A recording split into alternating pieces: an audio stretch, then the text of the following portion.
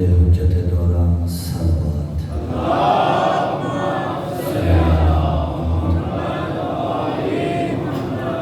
رحم اللہ من قرأ الفاتحہ بسم اللہ الرحمن الرحیم الحمدللہ رب العالمین الرحمن الرحیم مالک یوم الدین ایاک نعبد و ایاک نستعین اہدنا الصراط المستقیم صراط الذین انعمت علیہم غیر المغضوب علیہم ولا الضالین اللهم اغفر للمؤمنین والمؤمنات والمسلمین والمسلمات الاحیاء منهم والاموات تابع اللهم بیننا وبینهم بالخیرات انك مجیب الدعوات انك على كل شيء قدیر رب صل علی محمد وآل محمد وآل شریف فرجهم صلوات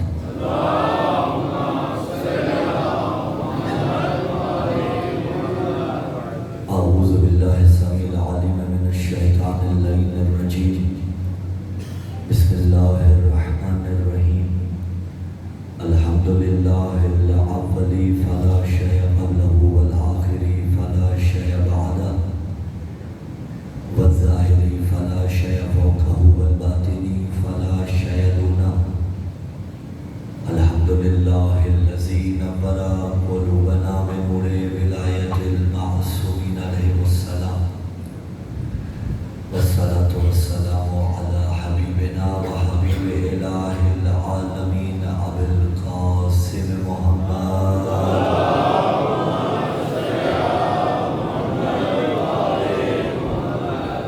وعلى أهل بيت النبوة ومعدن الرسالة الذين أذهب الله عنهم الرجس وطهرهم تطهيرا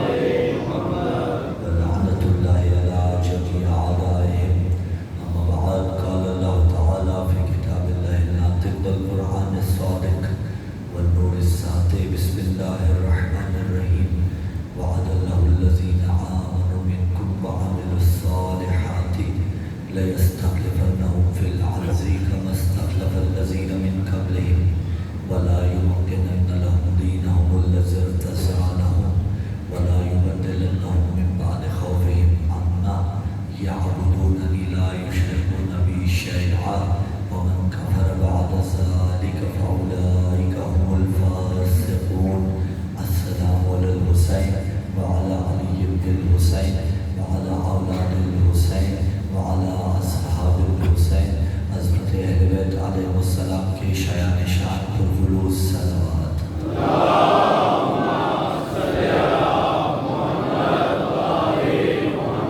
واحد عبد متعال فاتح شامی حضرت زینب سلام اللہ علیہ کے صدقے میں ایام ازاں میں اس قدر اسفر جہاں جہاں بھی سب ازائے مزیوں میں کربلا بچھی ہوئی ہے خدا بند متعال سے اپنی حافیت کے حساب میں رکھے یا الہ العالمین بحق امیر المومنین علی بن ابی طالب علیہ السلام جو مومنین و مومنات بیمار ہیں انہیں شفا کاملہ اجر نصیب، جو پریشان حال ہیں ان کی پریشانیاں دور فرما، باب الحوائج شہزادہ علی اصغر کے صدقے میں بے اولادوں کو اولاد نرین عطا، جو صاحبان اولاد ہیں انہیں ان کی نیک صالح تربیت کرنے کی توفیق عطا فرما، دعاؤں کی قبولیت کے واسطے پرخلوص صلوات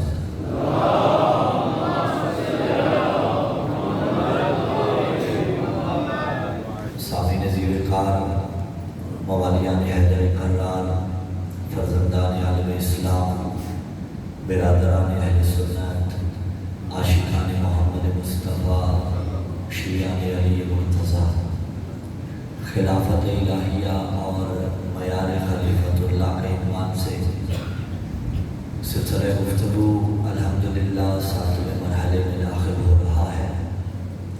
پروردگار عالم نے وعدہ فرمایا کہ وعد اللہ الذین آمنوا منکم وعملوا الصالحات، کہ آپ میں سے جو بھی نیک عمل کرے گا، صالح اعمال بجا لائے گا، ایمان لائے گا، لَيَسْتَخْلِفَنَّهُمْ فِي الْأَرْضِ، تو خداوند متعال اسے زمین پر اپنا جانشین بنائے گا۔ كَمَا اسْتَخْلَفَ الَّذِينَ مِن قَبْلِهِمْ، جیسا کہ ان لوگوں سے پہلے لوگوں پر وہ زمین پر اپنا جانشین و خلیفہ بنایا۔ فَلَا يُمَكِّنَنَّ لَهُمْ دِينَهُمُ الَّذِي ارْتَضَىٰ لَهُمْ، اور وہ دین کے جس دین کو اللہ نے ارتضا یعنی منتخب کیا ہے، جس دین کو اس نے پسندیدہ قرار دیا ہے اسے ضرور پائیدار کرے گا۔ ان الدین عند اللہ الاسلام، یعنی اس کے نزدیک پائیدار دین اسلام ہی ہے، اور اس نے خود اس کی ذمہ داری لے لی۔ وَلَا يُبَدِّلَنَّهُم مِّن بَعْدِ خَوْفِهِمْ أَمْنًا، اور خوف کے بعد امن عطا کرے گا۔ یعنی خوف کون سا خوف؟ داخلی خوف، خارجی خوف، تمام تر خوف اس میں شامل ہے کہ ہر طرح کے خوف سے امن عطا کرے گا۔ اور یہ بھی پھر ایک بحث ہے نا کہ خوف ہر انسان کے اندر فطری طور پر موجود ہے۔ کوئی ایسا نہیں کہ وہ یہ کہہ سکے کہ میرے اندر خوف نہیں ہے، خوف ہر انسان کے اندر موجود ہوتا ہے۔ ہاں، خوف پر غالب آنا ہوتا ہے۔ سانپ دیکھ کر ڈرا نہیں جاتا، دو ٹکڑے کیا جاتا ہے۔ کوئی بھی ایسی چیز دیکھ لیں جو خطرناک ہو آپ کے واسطے تو خائف نہیں ہونا بلکہ اس پر غالب آنا ہے۔ تو خوف تو انسان کے اندر موجود ہے۔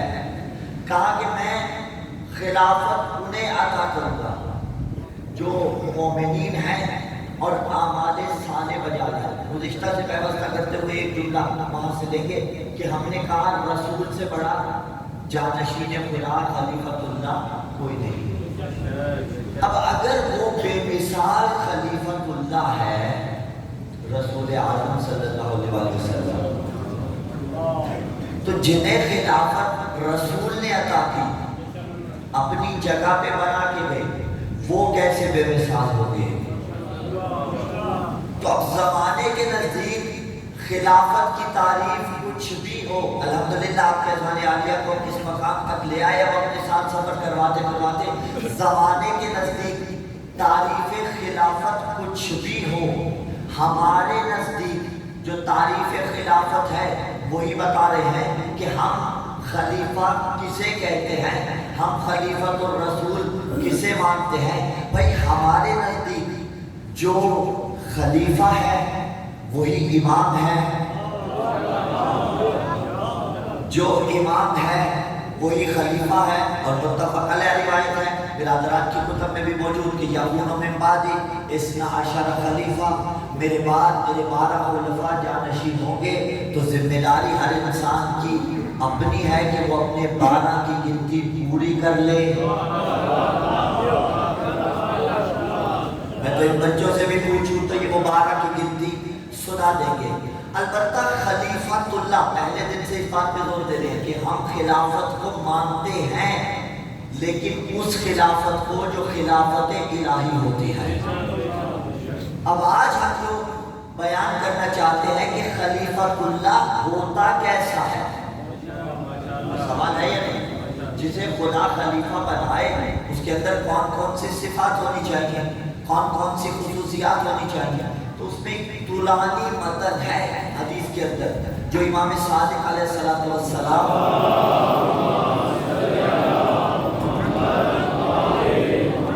سے نقل ہوا، اس میں مولا نے بتایا کہ خلیفۃ اللہ کیسا ہوتا ہے۔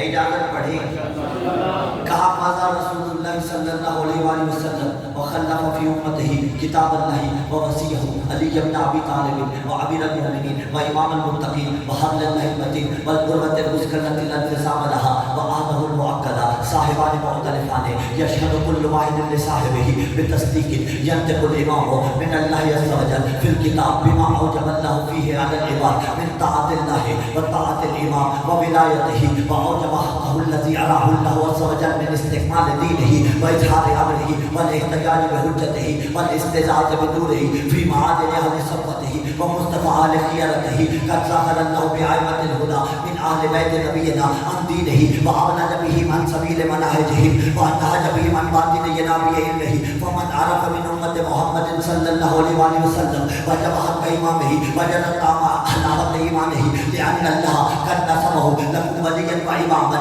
مولا نے فرمایا کون امام ہوتا ہے؟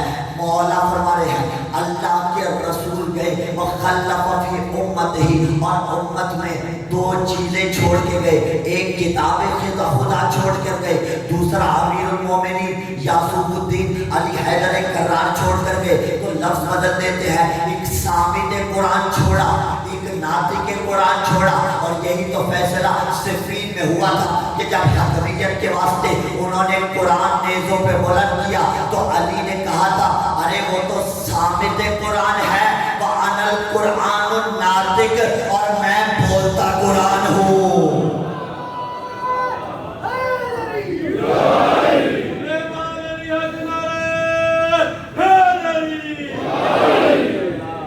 وَخَلَّفَ، خلیفہ کے روٹ ورڈ خلفہ آ گیا، خلفہ فی امتہ کتاب اللہ و وصیہ، علی ابن ابی طالب، رسول گئے دو چیزیں چھوڑ کر گئے، امیر المومنین و امام المتقین۔ اچھا اس کے بعد مولا نے جو اگلے الفاظ بیان کیا، مولا فرماتے ہیں یشہد کل واحد لصاحبہ بتصدیق، جو کتاب چھوڑی اور جو نمائندہ الہی چھوڑا، ان میں سے ہر ایک دوسرے کی تصدیق کرتی ہے۔ یعنی کتاب نمائندہ الہی کی تصدیق کرتی ہے، نمائندگان الہیہ کتاب کی تصدیق کرتے ہیں۔ یشہد کل واحد لصاحبہ بتصدیق ینطق الامام من اللہ عز و جل فی الکتاب، امام وہ بتاتا ہے جو اللہ نے واجب کیا ہے فی الکتاب۔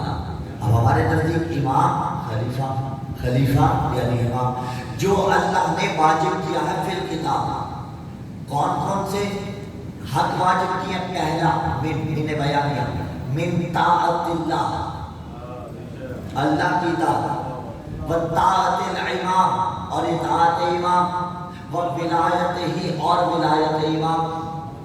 اور یہی قرآن نے کہا یا ایھا الذین آمنوا اطیعوا اللہ واطیعوا الرسول واولی الامر منکم، ایک اطاعت اللہ کی ماننی کی، ایک رسول کی، ایک اولی الامر کی۔ مقام فکر یہ ہے، اس منزل پر گفتگو روکیں گے اور پھر آگے بڑھائیں گے، اطاعت کسے کہا جاتا ہے؟ یہ سوال ہے یا نہیں؟ تو دیکھیے اطاعت کا لفظ نکلا ہے طاعت سے، طاعت کہتے ہیں خوش دلی کے ساتھ تابعداری کرنے کو، اور قاعدہ کلی ہے کہ تعرف الاشیاء باضدادها، اشیاء کو ازداد کے ذریعے پہچانا جاتا ہے۔ بچوں بیٹے بیٹھ جاؤ، اگر کھیلنا ہے تو کھیلو، اگر بیٹھنا ہے تو بیٹھ جاؤ، سلوات کریں محمد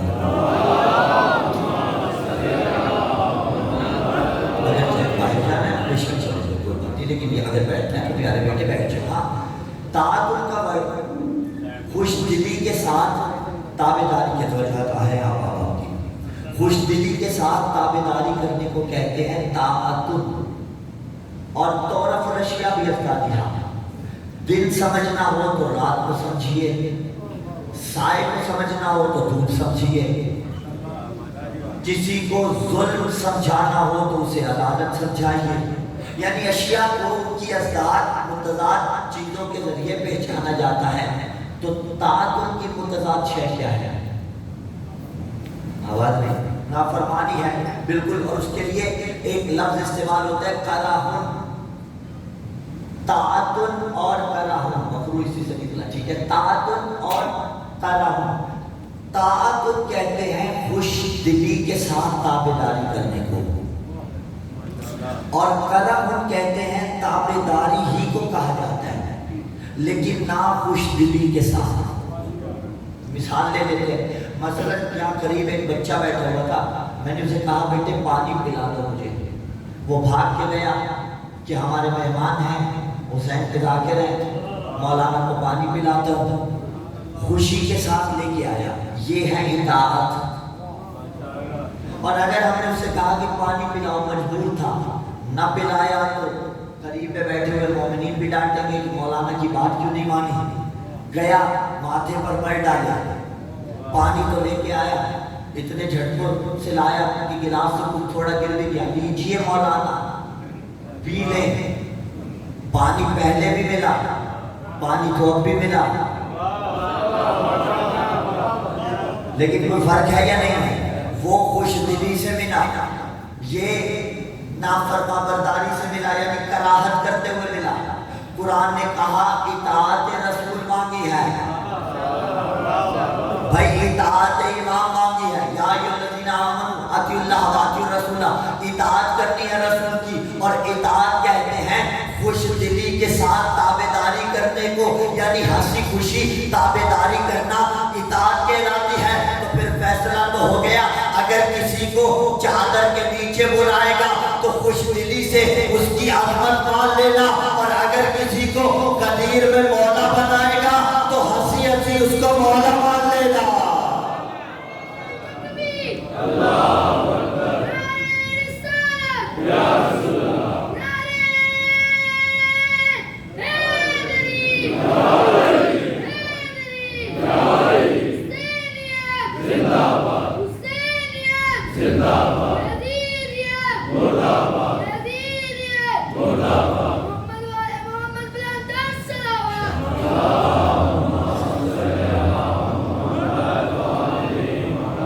ہنسی خوشی پیارے چہرے کے ساتھ اطاعت کہلاتی ہے، اطاعت رسول کرنی ہے۔ اور پھر دیکھیے اس نے کہا یا ایھا الذین آمنوا اطیعوا اللہ واطیعوا الرسول واولی الامر منکم۔ بڑی لطیف بات ہے، جب کہا میری اطاعت کرو تو لفظ اطیع ساتھ لگایا، یا ایھا الذین آمنوا اطیعوا اللہ، ٹھیک تو بھی بات ہے، واو عاطفہ ہوتا ہے، ٹھیک ہے، واطیعوا الرسول، اور رسول کی اطاعت کرو۔ یہ عطف ہو رہا ہے یا ایھا الذین آمنوا پہ، یعنی اے ایمان والو۔ اور کیا یہ بات ثابت نہیں کہ ایمان والا ہوتا ہی وہ ہے کہ جو علی والا ہو؟ تو پھر ہم کہہ سکتے ہیں نا یا ایھا الذین آمنوا، اے علی والو، اطیعوا اللہ اطاعت خدا کرو، واطیعوا الرسول، اور رسول کی اطاعت کرو۔ جب کہا تھا اطیعوا اللہ، لفظ اطیع ساتھ لگایا یا نہیں لگایا؟ جب کہا اطیعوا الرسول، لفظ اطیع ساتھ لگایا یا نہیں لگایا؟ جب کہا واولی الامر منکم، آواز نہیں ہے، نتائج مجھے دینے آخری 2-3 تک نہیں ہے۔ جب کہا اولی الامر، اطیع ساتھ نہیں لگایا، واو عاطفہ لگایا۔ واو عاطفہ کا مطلب ہے پچھلے پہ عطف ہو رہا ہے، یہ عطف ہو رہا ہے اطیع پہ، وہ اطیع جو رسول کے ساتھ ہے، وَأَطِيعُوا الرَّسُولَ، جو محنت پہ بولنے کے آدھی ہم نے ہمارا سنا، وَأَطِيعُوا الرَّسُولَ وَأُولِي الْأَمْرِ مِنْكُمْ، رسول کی اطاعت کرو، وَأُولِي الْأَمْرِ مِنْكُمْ۔ اگر میں اس کو کھولوں نا تو واو عاطفہ کے بعد اطیع ہے، یعنی واو عاطفہ دلالت ہی اس پر کر رہی ہے کہ وہ پچھلے اطیع پر عطف ہو رہا ہے۔ تو اگر اس کی تفسیر کی جائے تو وہاں بریکٹ میں اس کا حصہ بنا کے نہیں، بریکٹ میں اولی الامر سے پہلے بھی آپ اطیع لکھ سکتے ہیں، لیکن اس نے کیوں نہیں لکھا؟ سوال یہ ہے یا نہیں؟ صرف حرف عطف کا سہارا لیا اور اپنی باری ساتھ لگایا۔ بھائی جب اس نے اپنے ساتھ اطیع اللہ لگایا تو اس کا مطلب یہ تھا کہ اس کی اطاعت کرنی ہے، ٹھیک ہوگی بات؟ اس کی اطاعت کسی کی وجہ سے کرتے ہیں، اس کی اطاعت ذاتی کہلاتی ہے کہ جو کسی کی وجہ سے نہیں کی جاتی۔ وَأَطِيعُوا الرَّسُولَ، اور رسول کی اطاعت کرنی ہے۔ رسول کی اطاعت کس کی وجہ سے کرتے ہیں؟ آواز دیکھیے، اب آپ نے نہیں کہا ذاتی وجہ سے، اللہ کی وجہ سے کرتے ہیں۔ اور وَأُولِي الْأَمْرِ مِنْكُمْ، یہاں اگر اطیع لگاتا تو پھر رسول کی اطاعت اور ہوتی، کیا ہوتی؟ اولی الامر کی اطاعت اور ہوتی۔ اس نے اطیع ایک لگایا اور اولی الامر کے ساتھ بھی جوڑا، محمد کے ساتھ بھی جوڑا، یعنی بتا دیا کہ جیسی اطاعت محمد کی ہے ایسی اطاعت علی کی ہے۔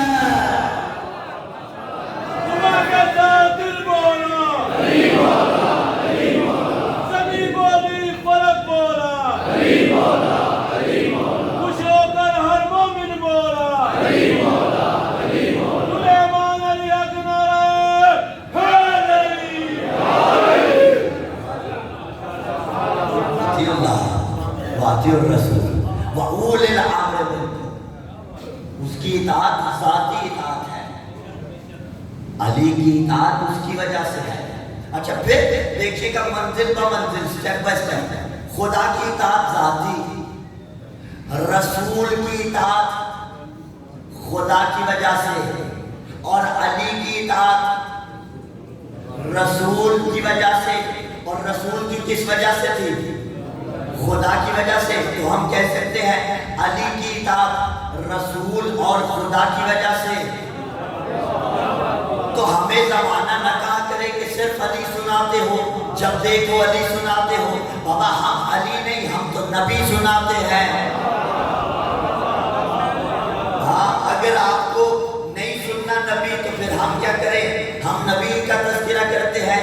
اگر دعوت العشیرہ کا تذکرہ کریں تو علی سننا تو پڑے گا، اگر بستر رسول کا تذکرہ کریں تو علی سننا تو پڑے گا، اگر شب ہجرت کا تذکرہ کریں تو علی سننا تو پڑے گا، اگر غدیر کا تذکرہ کریں تو علی سننا تو پڑے گا، اگر خیبر کا تذکرہ کریں تو علی سننا تو پڑے گا، اگر خندق کا تذکرہ کریں تو علی سننا تو پڑے گا، اگر احد کا تذکرہ کریں تو علی سننا تو پڑے گا، اگر انما ولیکم اللہ ورسولہ کا تذکرہ کریں تو علی سننا تو پڑے گا، اگر اہدنا الصراط المستقیم کا تذکرہ کریں تو علی سننا تو پڑے گا، اگر کل شیء احصیناہ فی امام مبین کا تذکرہ کریں تو علی سننا تو پڑے گا، اگر انما یرید اللہ کا تذکرہ کریں تو علی سننا تو پڑے گا، اگر اطیعوا اللہ واطیعوا الرسول واولی الامر منکم کا تذکرہ کریں تو علی سننا تو پڑے گا، اگر حب علی العبادہ کا تذکرہ ہو تو علی سننا تو پڑے گا، اگر غدیر کا تذکرہ ہو تو علی سننا تو پڑے گا،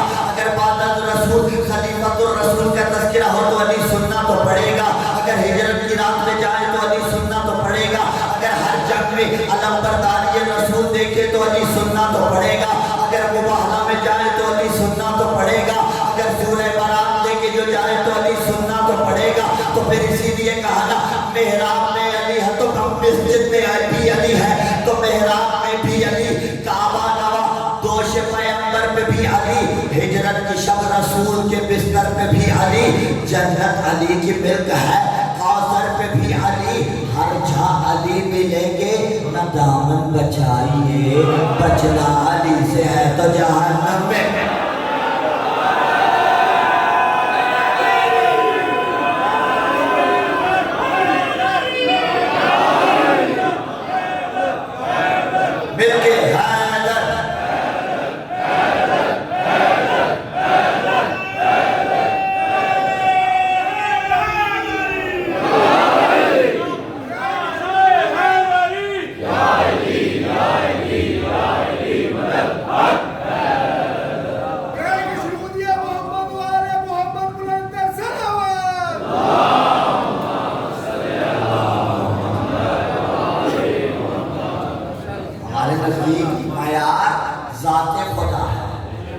خدا کی وجہ سے اطاعت رسول کی، اور رسول خدا کی وجہ سے اطاعت ائمہ علیہ السلام کی، انہی کے تذکرے، انہی کے قصے، انہی کی باتیں، انہی کی اتباع، جن کی اتباع رسول نے کروائی۔ تو اطاعت سمجھ میں آ رہی ہے؟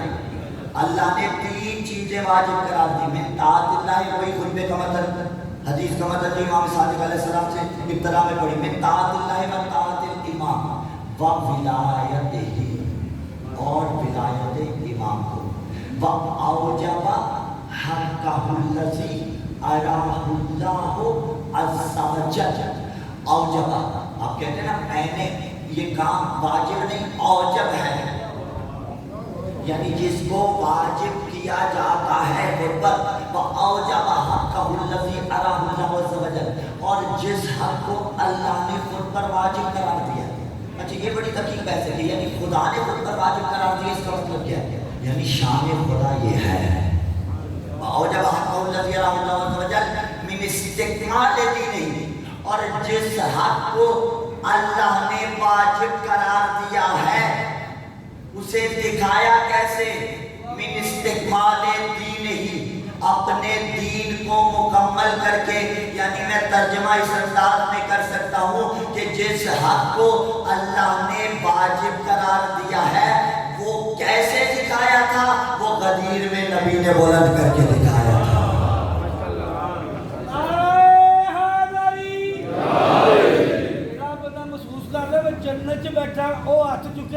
فائدہ ہی کوئی نہیں ہے. نعرہ تکبیر، نعرہ رسالت، یزیدیت کے ساتھ دل بولا. قد سخر اللہ بعامة الہدى من اہل بیت نبینا عن دینہ وابلج بہم عن سبیل مناحلہ. یعنی اپنے راستوں پہ. چلیے لفظ بدل دیتے ہیں. راستہ کیا کرتا ہے؟ راستہ منزل نہیں، منزل تک لے جانے کے واسطے مقدمہ ہے. راستہ منزل تک آپ کو لے کے جائے گا، راستہ منزل نہیں ہے. آج کل تو اسٹریٹ لائٹس لگی کہیں پہ بڑی بڑی لائٹس لگی. پرانے زمانے میں کیا ہوتا تھا؟ کندیلیں جلائی جاتی تھی، بڑی بڑی روشنیاں جلائی جاتی تھی. تو ایک لفظ کہتے ہیں اللہ تک جانے والے راستے پر جلنے والی 14 نور کی کندیلوں کو آل محمد کہا جاتا ہے. وہ رہنمائی کر رہی ہیں. اور دیکھیے جب کسی نے راستے میں کسی کو لوٹنا ہوتا تھا تو وہ اس آگ کو بجھاتا تھا سب سے پہلے کہ مجھے سہولت ہو میں یہ آگ بجھا لوں، اس کے بعد آسانی راستے میں لوٹ سکوں. تو جو بھی 14 سے ہٹا رہا ہو وہ آپ کو دراصل خدا تک پہنچنے سے روک رہا ہوگا. من عرف من امت محمد، وہی مطلب جو مولا نے بیان فرمایا کہ امام کون ہے، اور جو امام ہے وہی خلیفہ ہے. من عرف من امت محمد صلی اللہ علیہ وسلم وجب حق امام ہی.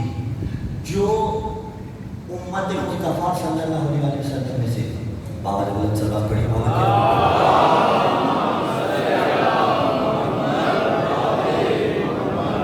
وجب حق امام ہی، یعنی امام کا جو حق اس پر واجب قرار دیا گیا ہے، اس حق کو جو پہچان لیتا ہے وجد طعم حلاوت ایمانی، وہ ایمان کی حلاوت کو چکھ لیتا ہے.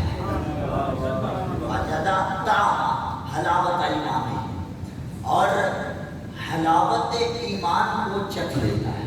وہی بات قرآن نے کہا کل نفس ذائقۃ الموت، ہر نفس کو موت کا ذائقہ چکھنا ہے. یہ کیا تھا؟ یہ معقولات کے ذریعے معقولات کو قرآن سمجھانا چاہتا ہے. یعنی معقول حمزہ والے معقولات کے ذریعے معقولات عقلیات کو قرآن سمجھانا چاہتا ہے کہ جب بھی آپ کسی شے کو چکھتے ہیں تو دو صورتوں سے اس کا ذائقہ خالی نہیں ہوتا. یا تو آپ کو بھائے گا یا اچھا نہیں لگے گا. ہر نفس کو موت کا ذائقہ چکھنا ہے. یہ ایک مقدمہ. جو امام کے حق کو پہچان لے وجد طعم حلاوت ایمانہ، ایمان کی حلاوت کو چکھ لیتا ہے. حلوہ کسی سے نکلا میٹھی شے کو کہا جاتا ہے، ٹھیک ہے. وجد طعم حلاوت ایمان نہیں، جو پہچان لیتا ہے وہ حلاوت ایمان کو چکھ لیتا ہے. قرآن نے کہا کل نفس ذائقۃ الموت، جو مرتا ہے موت کا ذائقہ چکھتا ہے. کیسا ہے؟ تلخ ہے یا شیریں؟ یہ کبھی کسی نے بتایا. اور تلخ و شیریں کب ہوگا؟ جب ماضی جیسا ہوگا ویسا ذائقہ ہوگا. بھائی ماضی جیسا ہوگا ویسا ذائقہ ہوگا. اچھا چلیے ایک ذائقہ دکھا دیتا ہوں اور بات آسان ہو جائے گی. ایک ذائقہ کربلا میں ملا تھا. آنکھوں میں ضبط رکھیے گا کہ جب حسن کے قاسم نے کہا الموت احلی من العسل، چچا موت کی بات کرتے ہیں، موت میرے نزدیک شہد سے زیادہ میٹھی ہے. شہد سے زیادہ میٹھی کوئی شے نہیں. اور میٹھے کی قدر اس سے پوچھئے کہ جس بیچارے کو شوگر ہے. خدا مریضوں کو شفا کاملہ عاجلہ نصیب عطا فرمائے. اس سے پوچھئے میٹھے کی قدر کیا ہے، کیونکہ مچھلی جب پانی میں ہو تو اسے پانی کی قدر کم ہوتی ہے. من عرف حق امام ہی، جس نے امام کے حق کو پہچان لیا وجد طعم حلاوت ایمانی. اچھا حق کو مرنے کے بعد پہچانے گا. یہ 2 3 4 قضیے ہیں. اگر سارٹ آؤٹ کر سکا انشاءاللہ العزیز تو بڑی دعائیں سمیٹیں گے. حق کو کب پہچانے گا؟ زندگی میں نا. جب زندگی میں پہچانے گا وجد طعم حلاوت ایمانی تو پھر ایمان کی حلاوت کو چکھ لے گا. اور کل نفس ذائقۃ الموت، ہر نفس کو موت کا ذائقہ چکھنا ہے. ذائقہ منحصر ہے ماضی پہ، اور ماضی میں اگر معرفت ایمان حاصل کر لی تو پھر حلاوت ایمان کو چکھ لیا. اور حلاوت ایمان کے بعد جب تم دنیا سے جاؤ گے تو تمہاری موت تمہارے لیے میٹھی ہوگی. اب جس نے بھی حق ایمان کو نہیں پہچانا اسے موت کی تلخی کا تب پتہ چلے گا کہ حارث حمدان سے علی نے کہا تھا یا حار و حمدان میں یمت یرانی، اے حارث حمدانی جو بھی مرتا ہے مجھے علی کو دیکھتا ہے.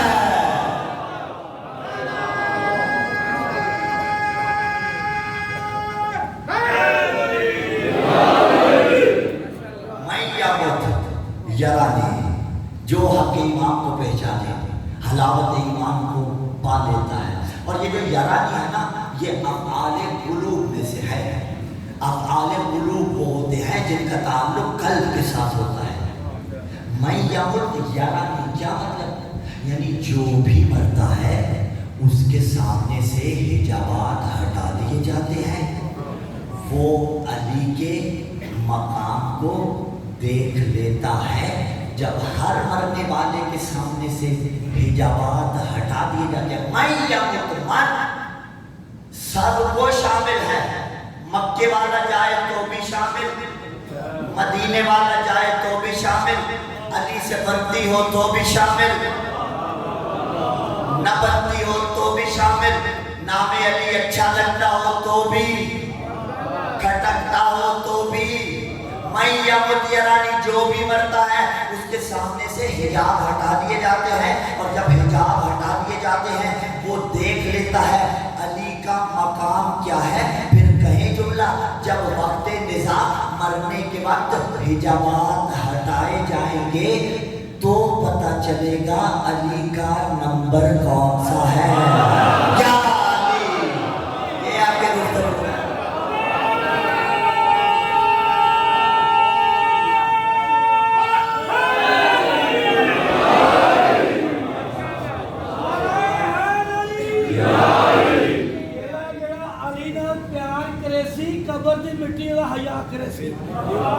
دور ہو سی منہ کانا ضرور ہو سی.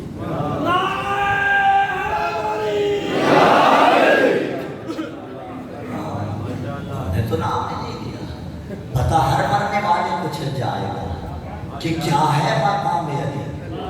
وجد طعم حلاوت ایمانی لأن اللہ والرسول قد نصب الامام. کہ امام کو نصب کون کرتا ہے؟ اللہ یا اس کا رسول. کس واسطے یہ مقام فخر ہے؟ اسی واسطے کہ جو مشن رسول اعظم لے کر آئے. لیکن فرق ہے کہ رسول بانی شریعت ہوتا ہے، امام محافظ شریعت ہوتا ہے. شریعت لے کے آنے والے، یہ شریعت کو بچانے والے.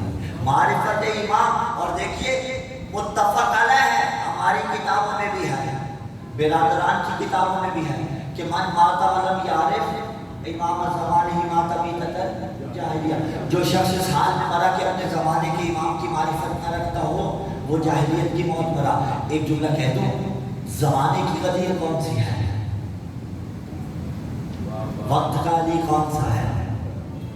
پریشان نہ ہوئیے، میں نے کسی اور طرف نہیں لے کے جانا. وقت کا علی کون ہے؟ زمانے کی قدیر کیا ہے؟ وقت کا علی حجت دورہ ہے.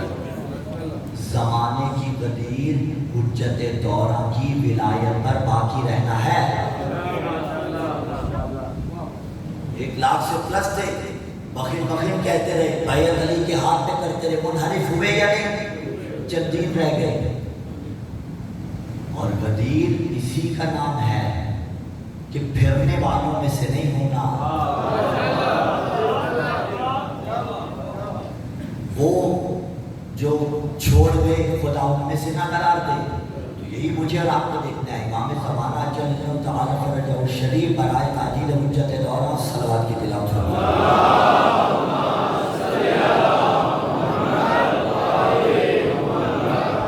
یہ دیکھنا ہے، کیونکہ میں اپنے نفس کی تربیت کر رہا ہوں کہ جب امام آ جائیں اور امام مجھے حکم دے تو میں کہوں بسم اللہ مولا۔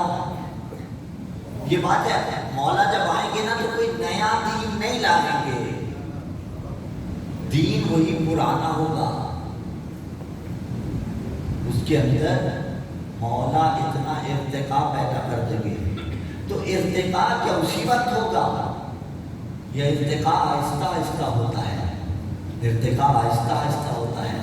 مہدویت کس شے کا نام ہے؟ زمین امن و امان سے بھر جائے گی لا شک کافی، لیکن مہدویت اس شے کا نام ہے کہ اپنے آپ کو آمادہ کیا جائے لشکر حجت دورہ میں شامل ہونے کے لیے۔ بڑی سادہ سی مثال ہے لیکن میں دیا کرتا ہوں اکثر کہ دیکھیے مسجد کے باہر لگے واٹر کولر پہ پڑے ہوئے گلاس کو اگر زنجیر سے نہ باندھا جائے اسی کا نام مہدویت ہے۔ اگر گھروں میں مال محفوظ رہے اسی کا نام مہدویت ہے۔ اگر راہ چلتے کوئی کسی کو لوٹے نہ اسی کا نام مہدویت ہے۔ اگر بوقت نماز قضا نہ ہو اسی کا نام مہدویت ہے۔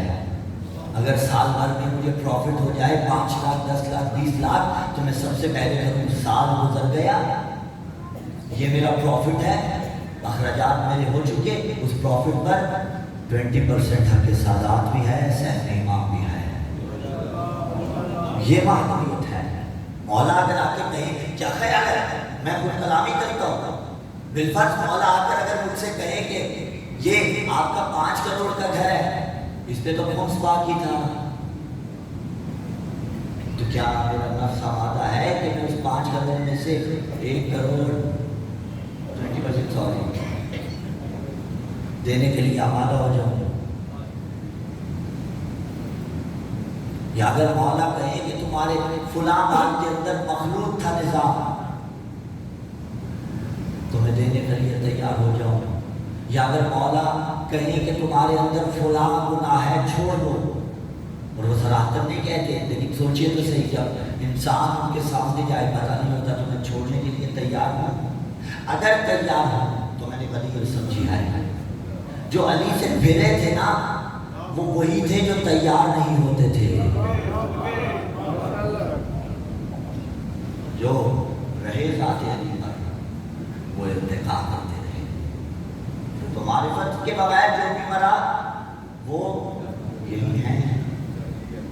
سلام پڑھی اگر یہی ہے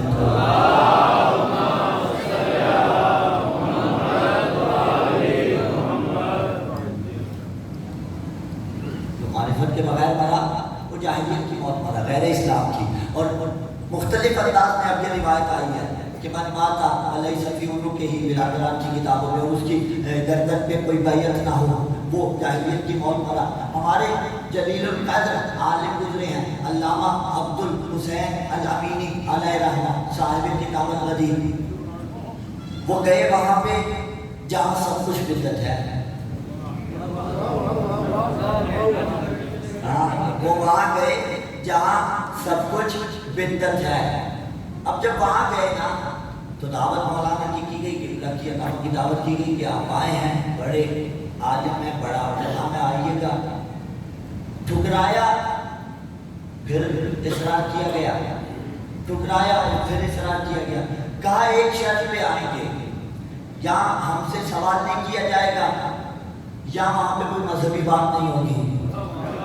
کہا آئیے تو صحیح، چلے گئے۔ اب ایک خاص حیت والے تھے اور باقی خاص حیت والے تھے۔ اب کہیں سے یہاں سے بات ہوئی، یہاں سے بات ہوئی، وہ فلاں جو ہیں جانشین خدا ہیں، میں نے جانشین کہا، وہ فلاں جو ہیں وہ جانشین ہیں، باتیں ہوتی رہی، قبلہ کی طرف بات آ گئی۔ یا یہ ہے کہ سب ایک حدیث پڑھ رہے تھے تو کہا آپ بھی پڑھ دیجئے، کہا ہم نے پہلے کہا تھا سوال نہیں ہوگا، لیکن اب چونکہ کر لیا، دل میں گویا کہ آپ چونکہ کر لیا تو پھر آ جاؤ بسم اللہ۔ کہا یہ جو روایت ہے من مات ولم یعرف امام الزمان ہی مات میتۃ جاہلیہ، ایک فکر دینا چاہتا ہوں شیعہ سنی صاحبہ، کہا یہ روایت درست ہے؟ جی ہماری کتابوں کے اندر ہے۔ کسی نے چہرہ کی ہو؟ نہیں۔ ضعیف تو نہیں، سارے مانتے ہیں۔ جی کہیں کوئی اشکال ہو کہ فلاں راوی جو ہے وہ ثقہ نہیں تھا تو روایت کو ہم ضعف میں ڈال دیتے ہیں؟ کہا نہیں، بالکل درست ہے۔ کہا سوچئے دختر رسول جس کے واسطے آیا انما اتری اپنے زمانے میں کس امام کو مانتی تھی؟ بڑی بات ہے، جس امام کو مانتی تھی کون تھا؟ بی بی کا امام۔ اگر تصور بھی کیا کہ کوئی اپنے امام کے مخالف آئے، وہ جو ہستی معصوم ہو، تو گیا عقیدہ، گیا اعتقاد، گیا ایمان، تو کیا بنے گا؟ بیوی اپنے وقت کے امام کے خلاف کیا رہی تھی؟ نعوذ باللہ۔ اگر نہیں تو پھر امام بیوی کا کون تھا؟ ارے وہی تو تھا جو بیوی کی گواہی کے لیے بیوی کے ساتھ گیا، وہی تو تھا۔ خلافت الہیہ ہے۔ اور فدق، بس میں ایک دو جملے کہوں اس پہ، فدق کھجوروں کا معاملہ نہیں تھا۔ آپ دلیل لے لیجیے، جو اپنے مانگنے والوں کو اونٹوں کی قطاریں دے دیتے ہو، وہ بات دے دیتے تو کیا ہو جاتا؟ فدق جانشین خدا کو بچانے کا مقدمہ تھا۔ فدق تعارف جانشین خدا کروانے کے واسطے تھا۔ وہ اب پڑھیے خطبہ فدق اٹھا کے، ایسے پرانی مطالب بیویوں سے بیان کروائے، تو سرون حسن فی ارتقاء تفرون من القتال تشربون الترقى وتقتلون الكتاب۔ پڑھیے گا ان کو، کوشش کیجیے کم از کم زندگی میں ایک مرتبہ تو مقدمہ فدق پورا خطبہ فدق ترجمے کے ساتھ پڑھیے، تو آپ کو پتہ چلے گا کہ بیوی اس میں کہنا کیا چاہتی تھی۔ تب آپ کو پتہ چلے گا کہ معرفت خلیفۃ اللہ کا کتنا بڑا سمندر ہے۔ پر جیسے عام کی جانب متوجہ ہونے کی ضرورت ہے کہ معرفت امام کے بہترین ایام ہیں یہ ایام عزا۔ اس صف عزا پہ بیٹھ کر خداوند متعال سے توفیقات طلب کی جاتی ہیں۔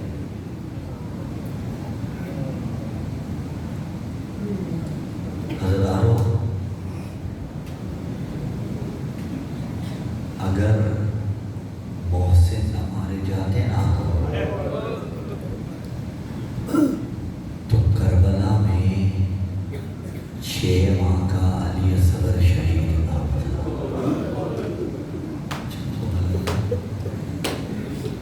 حسین نے کئی مقام پہ استغاثہ بلند کیا، حل من ناصر ینصرنا، اور جب ایک مرتبہ استغاثہ بلند کیا نا، ہزاروں خیام میں کوہرام برپا ہوا۔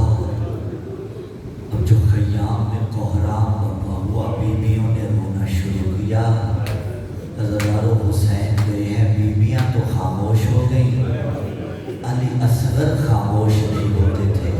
میں لفظ کہوں، جو اصغر رو رہے تھے نا، شاید اپنی زبان حال میں یہ کہہ رہے تھے، بابا تو مدد کے لیے پکار رہا ہے، کیا ہوا جو علی اکبر مارا گیا، اصغر ابھی زندہ ہے۔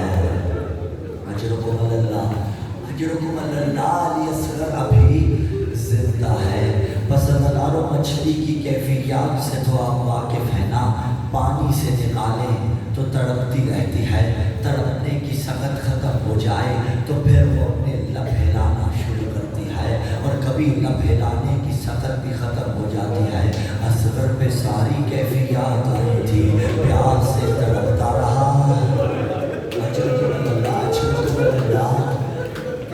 होठ खोल खोल के बंद करते रहे, हिलने की सकत भी फिर अली असगर में न रही।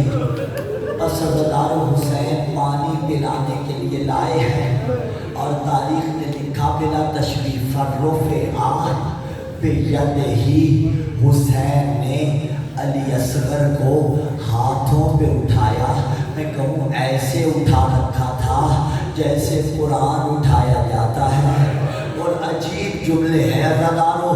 मौला ने जुमला कहा फौज अशकिया से, हल अनल मुज़निब अम हाज़र रज़ी, मुझे बताओ क्या मैं गुनहगार हूँ? या ज़हरा, क्या तुम्हारे नज़दीक मैं गुनहगार हूँ या मेरा अली असगर गुनहगार है? अगर गुनहगार हूँ तो मैं हुसैन इब्ने अली, मेरा अली असगर तो बेगुनाह है। अज़ादारों फिर मौला ने कहा, क्या मेरे कांधे पर नाना की अबा नहीं? क्या मेरा नाना मोहम्मद अरबी नहीं? क्या मेरी माँ का नाम बतूल नहीं? क्या मेरे बाबा को अली नहीं कहते? अज़ादारों में लफ्ज़ बदल दूँ, अजरे रिसालत मांग रहा था हुसैन इब्ने अली। और एक जुमला मैं मंजिल मसाइल में कहूँ, आजिज़ न समझना हुसैन को। हुसैन अंगुश्त का इशारा करते बेइज़्निल्लाह फुरात हुसैन के कदमों में आती। लेकिन जो इतना कादिर था, अब तसव्वुर कीजिए कैसे असगर के लिए पानी मांग रहा था। अजरकुमुल्लाह पाबंद शरीयत था, पाबंद वादा इलाही था। हुसैन ने पानी मांगा। इस लाइन ने हुरमला से कहा, इक्ता कलाम अल हुसैन, हुसैन के कलाम को कता कर। अज़ादारों 3 शोबा तीर चलाना, लेकिन पहले असगर वाला 3 शोबा तीर नहीं पड़ूंगा, पहले एक और 3 शोबा तीर सुन लीजिए, फिर देखिएगा वो 3 शोबा तीर करता क्या है। अज़ादारों एक 3 शोबा तीर रोज़े आशूर हुसैन के सीने पे मारा गया। मक्तल ने कहा वो 3 शोबा तीर जो हुसैन के सीने पे लगाना बिना तशबीह, हुसैन सामने से खींचना चाहते हैं। अरे खींचा नहीं, फिर करिए सवाल कहाँ से निकाला? अज़ादारों ज़हरा के लाल ने वो 3 शोबा तीर पुष्ट से निकाला। अब जो पुष्ट से निकाला, खून का फवारा निकला। अज़ादारों जिस 3 शोबा तीर ने हुसैन के सीने में सुराख किया था, अल्लाह जाने असगर के गले का हाल। अरे इसीलिए तो कहा फतों में हफ्ते बनो मेनल हुस्न मेनल हुस्न। अरे एक कान से लेकर दूसरे कान तक असगर ज़िबा। अजरुकुमुल्लाह, अजरुकुमुल्लाह, अजरुकुमुल्लाह। जो छोटी औलाद वाले हो वो हुसैन का दर्द जानते हो। मैं एक जुमला कहूँगा जिसे अल्लाह ने छोटी औलाद दी है। इन अय्याम में अगर मौका मिले ना, अपने बच्चे को उठाना, उसके गले पे बोसा लेना और एक बारी जरूर कहना, हुसैन तेरी औलाद का अपना मुकद्दर। अज़ादारों बाज़ अरबाब मकातिल ने लिखा, तीर असगर के गले पे लगने के बाद हुसैन के बाजू पे लगा तो फिर कहे जुमला, अगर बाजू न होता, अरे जिधर जिधर तीर जाता वहाँ वहाँ असगर। अजरुकुमुल्लाह, अजरुकुमुल्लाह। अज़ादारों ज़िबाशुदा अली असगर हुसैन के हाथों पे था। हुसैन मनाजात कर रहे थे, हुसैन बारगाह इलाही में शिकायत कर रहे थे। और जरा देखिए तो सही, लहू असगर का हुसैन के हाथों पे। अज़ादारों एक लईन हसीन बिन नमीर, इसने देखा ना हुसैन मनाजात कर रहे हैं, इसने एक तीर का निशाना बनाया और तीर उन लबों पे मारा। अजरुकुमुल्लाह, अजरुकुमुल्लाह। मोहम्मद अरबी लिया करते थे। अज़ादारों से बादशाह असगर हुसैन के हाथों पे लफ्ज़ सख्त हो तो माफ़ कीजिएगा, लेकिन मैं इत्मीनान से पढ़ देता हूँ, आप हौसले से सुन लीजिएगा। नन्हे बच्चों के गले के किनारे पे माए कोई रुमाल बांधे ना तो गले पे निशान पड़ जाता है, नाजुक बदन होते हैं। असगर के गले पे क्या लगा था? 3 शोला तीर। मुझे नहीं पता कहाँ कहाँ से असगर का गोश्त कटा, कितनी रगे असगर की कटी, कितना लहू असगर का। अजरकुम अल्लाह, अजरकुम अल्लाह। या अल्लाह, अजरकुम अल्लाह। सुन लीजिए पूरी मुसीबत। नहीं मालूम अगले साल मेरा मुकद्दर हो या आपका मुकद्दर हो। अज़ादारों हुसैन ने अली असगर को लिया और हुसैन 6 मरतबा आगे बढ़े, 6 मरतबा पीछे हटे। पढ़ते क्यों थे? असगर की माँ को दिखाओ। हटता क्यों था मौला मेरा? अरे माँ देख के मर जाएगी। और 7वीं मरतबा आगे बढ़े।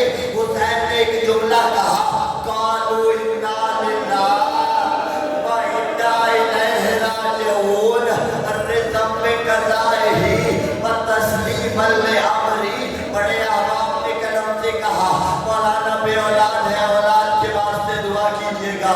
तो अल्लाह आपको साहिब औलाद करे, अल्लाह साहिबान औलाद की औलाद को नेक करे। असगर हुसैन के हाथों पे हुसैन ने कहा, रिज़्क़ में कज़ाइही व तस्लीमन ले अमरी। मैं तर्जमा इसी तरह करता हूँ, गोया कह रहे थे मेरे अल्लाह राज़ी रहना जो सबसे छोटा था। अजरुकुम अल्लाह, अजरुकुम अल्लाह। 7वीं मरतबा खैमे में आ गए। पहली मुलाकात किससे हुई? 4 साला सकीना हुसैन के सामने आई। कहा, बाबा लगता है मेरे अली असगर को पानी पिला के ले आए। मैं कहूँगा, ए बीबी पानी तो न मिला, हुरमला का तीर चला। अजरुकुम अल्लाह, अजरुकुम अल्लाह। बस अज़ादारों बीबी रुबाब के हाथों पे हुसैन ने अली असगर को रख दिया। माँ बहनों के हिस्से का जुमला। बीबी ने 2 बैन किए। पहला बैन किया, कहा असगर कुरान कहता है, वल वालिदातो युरज़िना औलादहुन्ना हौलैन कामिलैन। असगर कुरान कहता है, माएँ अपने बच्चों को 2 साल तक दूध पिलाए। और तेरी माँ कुर्बान, तूने तो 6 माह भी शीर मादर न पिया। और दूसरा बैठ के किया, आप ऊँटों को नहर करते हैं ना, कैसे नहर करते हैं? खंजर ऊँट के हलक में मारा जाता है। असगर की माँ ने दूसरा बैठ किया, कहा, आप मिसलों का युनहर। अरे अली असगर, क्या तेरे जैसे बच्चों को भी ऐसे विवाह किया जाता है? अरे जैसे ऊँटों को नहर किया जाता है। अब अज़ादारों काज़ी अरबाब मकातिल ने लिखा, हुसैन ने अली असगर को दफन किया। अब जरा तसव्वुर कीजिए, जो छोटी